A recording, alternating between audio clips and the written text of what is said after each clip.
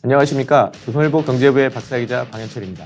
지금은 생방송으로 보내드리는 방현철 박사의 월스트릿 시간입니다. 매일 아침 8시 글로벌 경제의 신호등이자 알람시계인 월스트릿의 주요 이슈를 3가지 포인트로 정리합니다. 그리고 차례차례 이슈를 격파해볼 텐데요. 8월 24일 화요일 생방송 방현철 박사의 월스트릿을 함께할 분을 소개해드리겠습니다. 대신증권 자산리서치부의 팀장을 맡고 계시는 문남중 수석 연구위원님이십니다. 자, 안녕하세요. 네, 안녕하세요. 요새 책을 쓰고 계시다는데 네. 책 작업은 잘 되세요? 최근에 이제 개인 투자자들이 많이 증시로 진입하다 보니까 이 주식과 관련된 책에 대한 관심들이 많이 높아지는 것 같아요. 네. 그러다 보니까 저한테도 좀 좋은 기회가 찾아와가지고 제가 이제 글로벌 전략을 하고 있기 때문에 지금 현재 이제 글로벌 ETF 또 미국 주식 그리고 이제 투자의 생각을 담은 책을 지금 현재 준비하고 있습니다. 네. 한 2권을 쓰시는 거예요, 그러면? 지금 계획상으로는 3권 정도 3권이요? 이야, 엄청나시네요. 네. 네. 자, 본격적으로 월스트리트에 대해서 네. 좀 알아보기 전에 밤새 월가에서 어떤 일이 있었는지 알아보도록 하겠습니다. 24일 새벽에 끝난 월가 증시에서 다우지수는 0.6%, S&P 500은 0.9%, 나스닥은 1.6% 상승했습니다. 나스닥은 사상 최고치를 기록했습니다.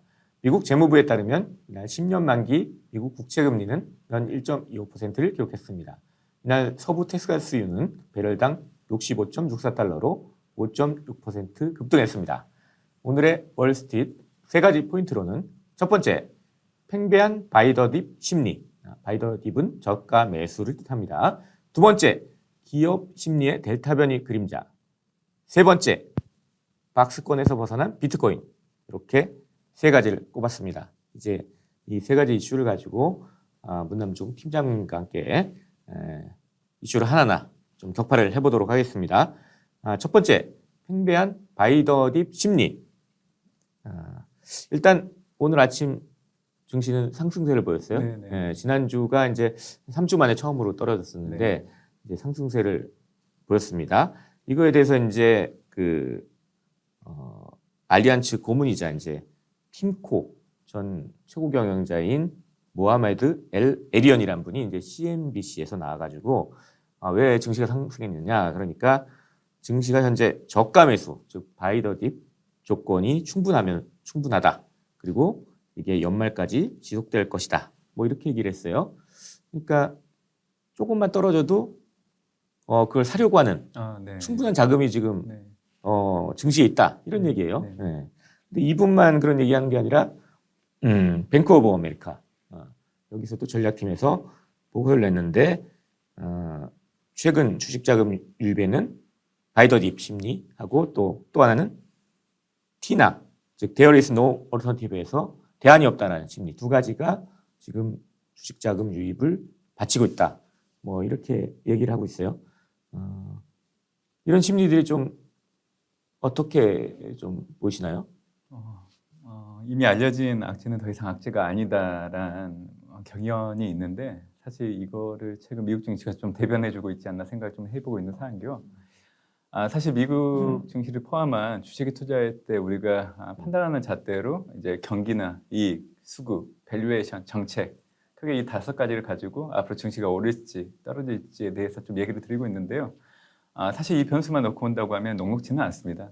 미국 증시가 지금 현재는 계속 올라가고 있지만 예전의 잣대를 가지고 만약에 앞으로 주가가 어떻게 될 거냐고 말씀을 드린다고 하면 사실 하반기 때 미국 증시는 하락 압력을 받을 가능성이 높다. 사실 이렇게 말씀드리는 게 맞거든요.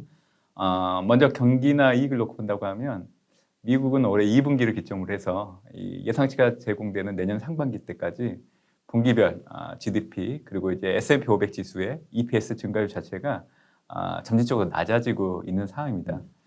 그리고 이제 수급을 놓고 본다고 해도 보통 이제 시중 유동성을 대변하는 지표가 M2 증가율로 많이 확인을 하고 있는데요.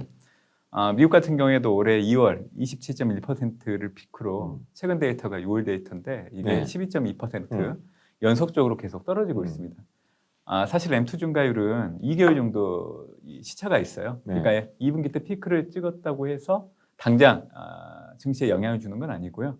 2개월 뒤에, 그러니까 이제 2월이면 4월, 그리고 최근에 발표된 게 6월이라고 하면 8월, 이렇게 2개월의 시차를 두고 점진적으로 영향을 주고 있기 때문에 사실 어떻게 보면 이제 심리를 반영할 수 있는 시중 유동성 지표를 놓고 본다고 하면 미국 증시는 사실 좀 크게 하락하는 게 맞는데 의외로 버티고 있는 상황이라는 거죠. 네. 그래서 이런 것들을 감안하면 사실 시장이 펀더멘탈보다는 돈이 풀렸기 때문에 앞으로 더 올라갈 수 있다는 투자 심리, 이 자체 네. 하나로움으로 좀 증시를 부양하고 있지 않나 생각을 하고 있는 상황입니다. 그러니까 실적 전망도 좀 안 좋아질 것 같고 네네. 또 그 M2락에서 돈 풀린 거 네네. 통화량은 네. 조금 증가율이 좀 떨어지는 네네. 그럴 모습을 보이는데도 불구하고 계속 주가가 오른다. 네네. 그건 어떤 심리가 지금 떠받치고 있다. 네네. 뭐 이렇게 볼 수 있는 거죠. 예컨대 이제 S&P 500 그 ETF 네. 쭉 추이를 보면 작년 10월 이후에 쭉 계속 상승하는 모습을 네네네. 보이고 있어. 큰 폭락 없이 이건 S&P 500 네. 지수 추이랑 똑같은데 그 바탕에는 이렇게 주가가 떨어질 때마다 그 매수세가 들어오는 게 바탕이 되고 있는 거거든요. 그러니까 그런 얘기들을 지금 이렇게 전문가들이 에리언이라는 알리안츠 고문도 얘기했고 뱅크 오브 아메리카도 얘기하면서 그런 심리들이 지금 떠받치고 있다. 뭐 이렇게 얘기를 하고 있는 것 같아요. 앞서 또 골드만삭스가 이제 이달 초에 또 얘기한 게 있는데 특히 개인 자금들이 이런 저가 매수의 원천이다. 네네. 뭐 이런 얘기를 했어요. 그러니까 1분기에 이제 미국 가계가 1,720억 달러를 이제 주식을 샀는데 이것 때문에 이제 1분기에 주가가 올랐다 그러면서 이게 앞으로도 계속될 것이다. 뭐 이런 분석을 하면서 올해 안에 한 4천억 달러에 달하는 개인 자금들이 이제 미국 증시로 들어올 것이다. 뭐 이런 얘기를 했습니다. 그러니까 되게 이제 증시를 떠받치는 이제 개인들의 분위기는 되게 좋은 것 같아요. 네. 미국 증시, 우리나라 네네. 증시 말고요. 네네. 근데 이제 이 하나 변수가 이제 지난주에도 이제 미국 연준이 그 의사록을 발표하면서 그 연내 테이퍼링 가능성을 시사하니까 떨어졌거든요. 그러니까 네네. 이게 미국 연준이 통화 정책, 즉 테이퍼링 시작한다 하면서 좀 통화 정책의 방향을 바꾸면 이런 저가 매수, 바이 더 딥 심리도 좀 변하지 않을까. 뭐 이런 전망을 할 수 있을 것 같아요. 이건 좀 어떻게 생각하십니까? 아무래도 이제 시대상을 좀 반영하고 있는 것 같습니다. 네. 그러니까 이제 잣대의 어떤 기준이 좀 달라졌다 그렇게 좀 보고 있는데요. 작년에 보면 이 증시에 유입했던 자금들이 대부분 개인 투자자이긴 하는데 연령대를 보면 20대, 30대 네. 젊은 분들이 증시로 많이 입성을 했죠. 결국 주식 말고는 대안이 없다는 생각을 가지고 이제 부의 추월 차선에 뛰어들었기 때문에 앞으로도 좀 다른 타 자산 대비하면 주식 말고는 쉽게 접근할 수 있는 자산이 없잖아요. 부동산 같은 경우에도 일단은 목돈이 일정 부분 필요하지만 주식 같은 경우에는 지금 가지고 있는 자금으로 바로 할 수 있는 부분들이 있기 때문에 결국 투자 수단으로 놓고 봤을 때 이런 시대상의 어떤 변화들이 반영되면서 증시가 의외로 강건하게 좀 버텨주는데 가장 영향을 주고 있지 않나 그런 생각을 좀 해보고 있고요. 테이퍼링과 관련해서 우리가 좀 알아둬야 되는 부분들은 사실 테이퍼링이 출구 전략 중에 하나이긴 하는데 자산 매입의 어떤 이 규모를 줄이는 거지 자산 매입을 종료하는 건 아닙니다. 그래서 실제적으로 보면 테이퍼링을 한다고 하는 것들은 일시적으로 증시에 변동성을 키울 수 있는 요인이긴 하지만 사실 기준금리를 인상하기 이전까지는 과거에도 놓고 본다고 하면 미국 증시는 계속 오른 부분들이 있기 때문에 그렇죠. 올해도 놓고 본다고 하면 지금 최근 들어서 이제 연준 주요 인사들이 매파적인 발언들을 많이 쏟아내면서 뭐 빠르면 10월, 뭐 늦어져도 한 11월 전후로 해서는 이제 테이퍼링을 시행할 수 있다는 게 미국 측에서 많이 나오고 있는 부분들이긴 하는데 물론 테이퍼링이 시행된다고 해서 일시적인 주가 변동성은 있겠지만 한편으로 생각해 보면 그만큼 코로나19 발생 이후에 위기 극복을 위한 어떤 정책들이 코로나19 발생 이전 수준까지 경제 수준을 높이는 데 영향을 줬기 때문에 어떻게 보면 경제에 대한 자신감을 반영해서 테이퍼링을 시작한다고 해석할 수 있기 때문에 요즘에 투자 심리를 반영하면 제가 방금 말씀드렸던 후자를 선택해서 주가가 좀 떨어지면 계속 자금이 들어오는 이런 패턴들이 아마 연말까지는 계속 이어지지 않을까 그런 생각을 좀 해보고 있습니다. 그게 에리언의 그 얘기인 것 같아요. 그리고 또 하나 그 JP 모건에서 오늘 또 리포트를 하나 냈는데 말씀하신 대로 테이퍼링 시작해도 돈을 푸는 거 멈춘 게 아니라 돈 푸는 규모를 줄이는 것이다. 뭐 이런 걸 강조하면서 내년에 이제 테이퍼링 시작하면 한 8개월 정도에 다 끝날 텐데 그래도 그동안에 풀릴 자금이 8,500억 달러에서 1조 달러에 달한다. 네네. 그러니까 돈이 아예 안 풀리고 막 수도꼭지를 잠그듯이 하는 게 네네. 아니라 조금씩 흐르게 하기 때문에 맞습니다. 계속 그 유동성은 증시에 들어올 것이다. 뭐 이런 식으로 네네. 전망을 했습니다. 예. 자, 이렇게 해가지고 지금 증시에 팽배한 바이더 딥 심리에 대해서 좀 얘기를 해봤고요. 뭐 하나 덧붙이자면 이 월가에서 어제 화제가 됐던 게 코로나 백신이 정식 승인을 받았어요. 네. 파이저의 코로나 백신이. 그래가지고 제약주들이 그냥 일거에 많이 올랐는데 뭐 파이저는 2.5%밖에 안 올랐지만 다른 같이 이제 파이저랑 같이 백신을 개발한 바이온텍은 9.6%나 올랐고요. 또 다른 이제 코로나 백신 개발사인 모더나 주가도 한 7.6% 올랐습니다. 더 재밌는 거는 이제 화이자가 23억 달러에 인수한다고 한 조그만 스타트업이 있어요. 암치료제 개발하는 스타트업인데 이게 트릴리움 테라퓨틱스인데 이게 무려 188%나 폭등했습니다.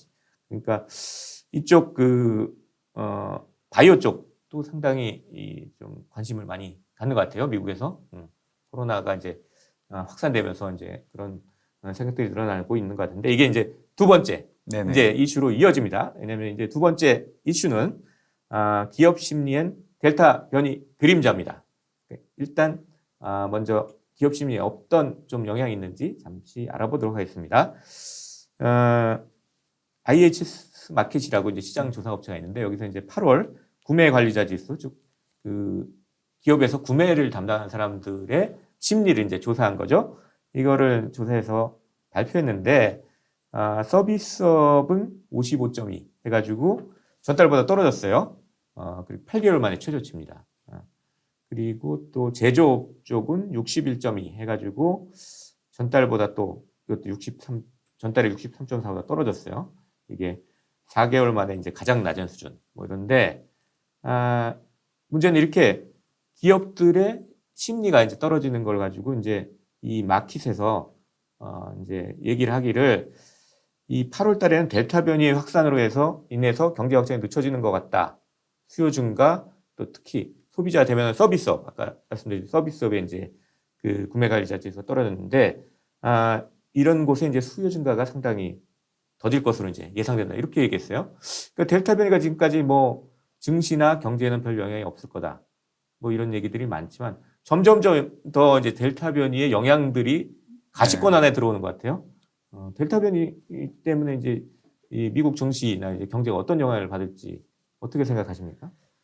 지난해에도 코로나19가 발생한 이후에 미국이 드라이빙 시즌에 들어간 5월 말 그리고 네. 이제 종료되는 9월 첫째 주 노동절이 있는 주간인데 그때 사실 미국의 경제 체력을 가늠할 수 있는 지표들이 대부분 좀 둔화되는 흐름들이 나타났습니다. 그래서 올해도 이제 드라이빙 시즌이 지나고 나서 이제 9월 노동절 끝나기 이전까지 발표되는 지표들을 보면 여전히 백신이 보급되고 있지만 이 코로나19 확산 계절적으로 하는 부분과 또 델타 변이가 맞물리고 있는 상황이기 때문에 지금 발표되는 지표 부진은 사실 현실화되고 있는 상황이라서 이 영향권에서 벗어나려고 하면 아무래도 이제 4분기에 접어들어야 가능성이 높아진다 그런 생각을 좀 해보고 있고요. 네. 사실 미국의 경제의 75% 이상이 사실 서비스와 관련된 서비스죠. 쪽, 예. 소비와 관련된 부분들이 상당히 많이 차지하고 있는데 7월 소매 판매가 이제 마이너스 1.1% 전월 대비 수치가 나왔었죠. 네. 전월차 예상치를 하회하는 수준이었고요. 그 지표를 놓고 본다고 하면 일단 그 코로나19와 델타 변이 확산으로 인해서 이 부분도 있었고 이제 공급이 잘 안 되다 보니까 미국 내 자동차 판매가 분인했던 부분들 그리고 이제 미국 정부가 이제 경기 부양을 위한 지원급들을 지금 지급하고 있는데 그게 이제 규모가 줄어들고 있기 때문에 실질적으로 소비가 둔화되는데 영향을 줬던 상황입니다.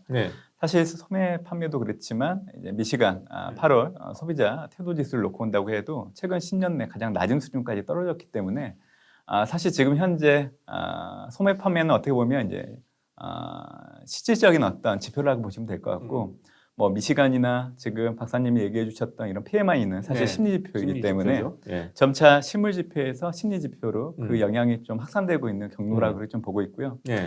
이번 주 같은 경우에도 사실 27일 날 미국에서 개인 소득과 소비 관련된 지표가 예. 발표가 됩니다. 예.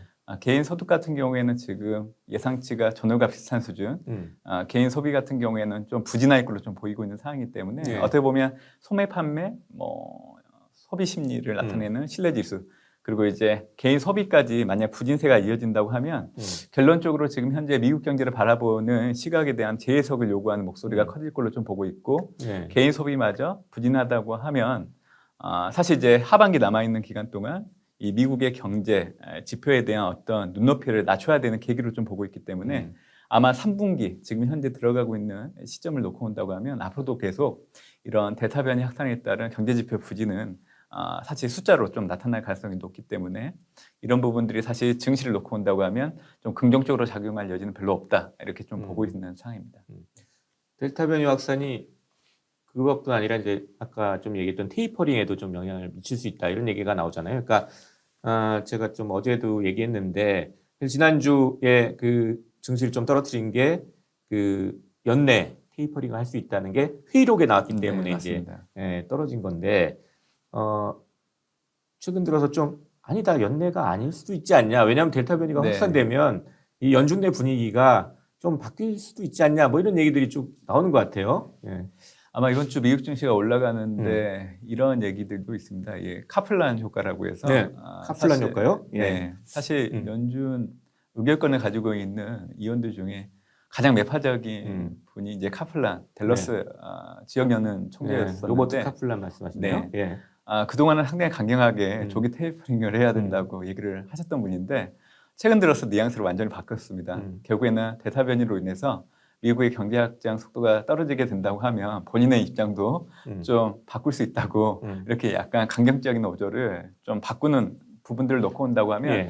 지금 연준에서도 이 델타 변이에 따른 미국의 어떤 경기 확장 속도가 떨어질 거에 대한 우려를 주시하고 있다고 대변해 줄 수 있는 부분들도 있기 때문에 사실 테이퍼링이 지금 현재와 달리 좀 분위기가 달라질 가능성이 높다, 그렇게 좀 볼 수도 있는 것 같고요. 시장의 예상과 달리 저는 이제 연준이 테이퍼링을 시행을 하게 될 때 결정할 수 있는 잣대는 결국 지금 나타나고 있는 지표는 델타 변이로 인해서 해석상 좀 문제를 일으킨 노이즈가 네. 들어갈 수밖에 없기 때문에 결국에는 드라이빙 시즌이 끝나고 이런 노이즈에서 벗어나는 9월 지표가 발표되는 10월, 11월, 그리고 뭐 10월 그때 지표가 되겠네요. 발표되는 11월 2개월 정도는 지표의 흐름들을 연속성을 가지고 이어지는지를 확인하고 나서 정책 결정에 좀 반영할 가능성이 높다, 그렇게 좀 보고 있습니다. 그래서 9월 FMC를 통해서 선제적인 안내 정도는 좀 가능할 수 있는데 뭐 공식적인 선언과 함께 테이퍼링이 시행하는 시점 자체는 사실 12월이나 내년 1분기 정도로 좀 볼 수도 있기 때문에 지금과 달리 좀 분위기가 다른 양상으로 갈 수도 있다고 그렇게 저는 판단을 하고 있는 상황입니다.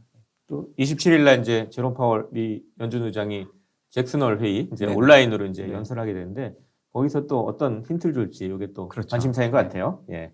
자, 이렇게 해가지고 두 번째 이슈, 기업 심리엔 델타 변이 그림자까지 얘기를 해봤습니다. 세 번째는 이 박스권에서 벗어난 비트코인입니다. 지금 이 코인 시장의 시가총액 1위인 비트코인, 이 가격이 좀 지지부진하다라고 생각을 했었는데 최근 들어 좀 상승세를 타더니 어제 23일 날 한때는 5만 달러를 넘어섰다는 이제 뉴스가 나왔어요. 그러니까 한 5월 하순부터 7월 말까지 한 3만 달러대에서 지금 박스권에 갇혀 있다가 4만 달러대를 뚫고 올라가더니 이제 5만 달러까지 이제 올라갔습니다. 그래서 이게 좀 증시에도 어떤 영향이 있지 않을까, 뭐 이런 걸 한번 짚어보는 얘기를 해보려고 해요.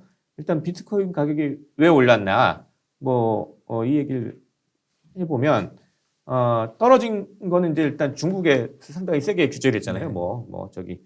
채굴을 규제한다니 뭐 해서 엄청난 규제를 하고 중국뿐 아니라 이제 뭐 미국도 규제안이 나오고 지금 우리나라도 이제 규제 방안이 계속 나오고 그러니까 떨어졌고, 또 그 한때 테슬라가 뭐 자동차 사고 팔 때 이제 결제할 때 비트코인 사용하겠다고 했다가 또 그걸 번복하면서 그것도 사람들의 심리를 좀 낮춰가지고 이제 비트코인이 이제 하락해가지고 이제 3만 달러 박스 안으로 들어가 버렸는데 최근에 이제 좀 좋은 소식들이 또 많이 들리는 것 같아요. 뭐 저기 캐시우드라고 이제 원래 낙관론자였던 비트코인 낙관론자였던 분이 이 비트코인 전망 계속 좋게 보면서 뭐 50만 달러 뭐 이런 가격 50만 달러까지 갈 거다. 뭐 이런 얘기를 하고 잭 도시 트위터 창업자죠. 동시에 이제 뭐 스퀘어란 회사도 이제 창업을 하셨는데 이분께서 또 그 상당히 좀 좋은 낙관론적인 그런 얘기를 많이 하면서 이제 그 비트코인 가격이 좀 상승세를 탔다가 최근에는 뭐 이 또 새로운 소식들이 들어왔는데 미국 월가에 상장된 코인베이스가 최근 5억 달러에 5천억 달러, 6천억 달러에 달하는 가상자산을 매입하겠다 이런 계획을 내가지고 또 뭐 상승세를 부추기고요. 또 페이팔 미국의 대표적인 간편 결제 회사죠. 여기서 이제 그 영국 이용자들을 대상으로 이제 가상자산 거래를 할 수 있는 그런 서비스를 시작한다. 뭐 이런 걸 냈고 또 웰스파고나 JP 모건 같은 미국의 이제 큰 금융회사에서도 비트코인 펀드를 내겠다. 뭐 이렇게 얘기를 하니까 이제 이런 여러 가지 소식들이 결합돼 가지고 비트코인 가격을 지금 막 올리고 있습니다. 자, 이런 게 이 증시에 좀 영향을 미칠까요? 왜냐하면 이 비트코인 투자자들은 동시에 테크주 투자자들과 상당히 겹치는 부분이 네. 많잖아요. 그래서 이 비트코인 떨어질 때 사실 테크주가 많이 올랐어요. 네. 네. 그렇게 보면 이 비트코인 가격이 떨어지면 테크주 쪽이 좀 자금 빠지는 거 아니냐 뭐 이런 생각을 해볼 수도 있을 것 같은데요. 네. 사실 코로나19가 발생한 이후에 이 주요국 정부가 재정과 통화 정책을 공격적으로 시행하면서 시중의 유동성이 많이 풀렸을 때 네. 가장 먼저 움직였던 자산이 사실 테슬라랑 비트코인이었습니다. 네.